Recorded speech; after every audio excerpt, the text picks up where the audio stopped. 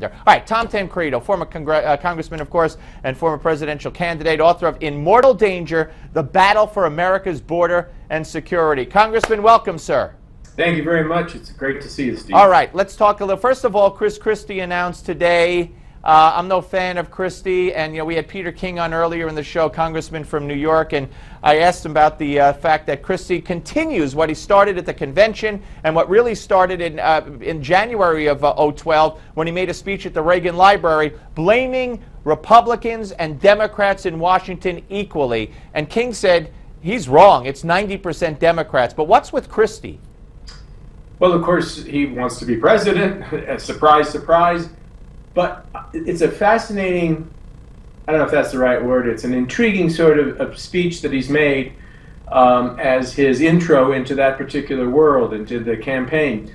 Because usually you try to set out something that will distinguish you from the rest of the pack. I mean, and it's a big and growing pack, of course. And so what does he do? But he claims to be the moderate, the peacemaker, the guy that can reach across the aisle. Well, I got news for you, Governor. You're not the first one to try that. About 70% of that pack that you're in will claim that mantle and have more claim to it than even you. I mean, Jeb Bush for one. So where do you think you're going to get the support? Where do you think all these moderates are in the party who are just waiting for somebody who will say, I'm the guy that can reach across the aisle. I'm so sick of that anyway. But it's a strange thing. Not only that, then he went on to say something about the fact that if it wasn't for compromise, we could have never won the Revolutionary War. Now, that's some sort of Common Core history. Right? Where did this come from? Yes, George Washington, Jefferson, sitting across the table from King George thinking, hey, we can work things out. I want to reach across the aisle. Yeah, right. What is he, goofy? I mean, it's just nuts. And as I say, where does he think he fits into this panoply of candidates, half of them or more, all claiming to be the ones that can reach out the best? Very, very great analysis. I love your lines there. All right, Tucker, you got something posted on your Facebook that got an outrageous number of views. Talk about it.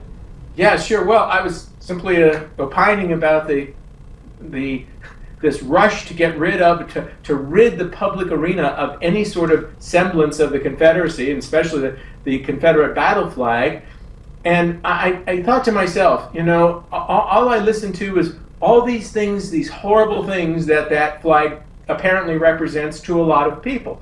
But what was amazing to me is that, Walmart, all these places, and governments trying to, again, erase it because some idiot takes a picture with a Confederate flag in the background and then goes out and kills a bunch of people, as if those two things have anything to do with each other. But we make this assumption as a society that they must, and it has to come down. However, there's something else out there, very, very popular. Our president happens to really enjoy it. We teach about it in the public schools. We tell kids in the public schools to respect it. It's called the Quran, and it's responsible for far more murders, enslavement, the most horrible things, and still going on. It's not history, it's still happening. And that, we don't ban it, heavens no. We even tell kids we've got to read it in our schools and respect it. Is there something peculiar about this? I would find a little bizarre, as a matter of fact. Yes, it's the politically correct mind that is indeed bizarre. Yeah, no, absolutely right. Let's talk about the decision on gay marriage.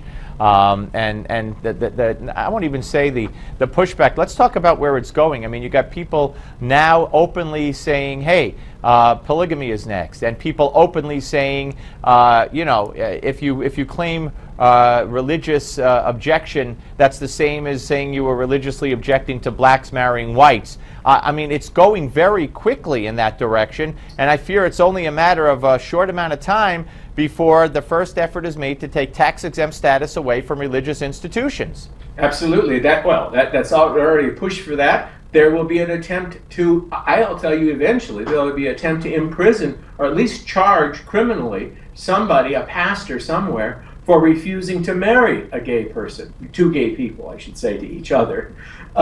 You know, and by the way, not only that, I'll tell you that everything I just said about you, about the issue in my post that's gotten so many views, and that's sort of 15,000 views so far.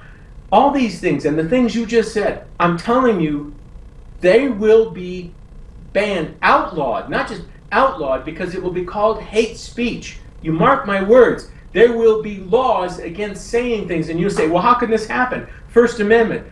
We also have seen the First Amendment. No amendment means anything to the Supreme Court or to the liberals. Not only that, they'll say, well, you're inciting violence. You know, this is horrible. This is something we have to stop. There will be hate crimes and hate speech now that will be made criminal in this country, just like it's being made in England and throughout Europe. Mark my words, that's what's coming. Dark days ahead, Steve.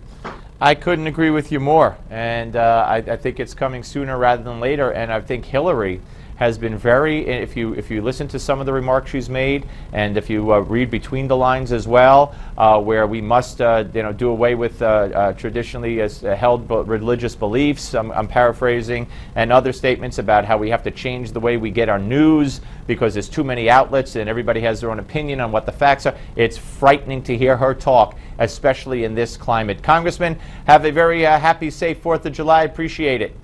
Likewise. All right, Congressman Tom Tancredo, ladies.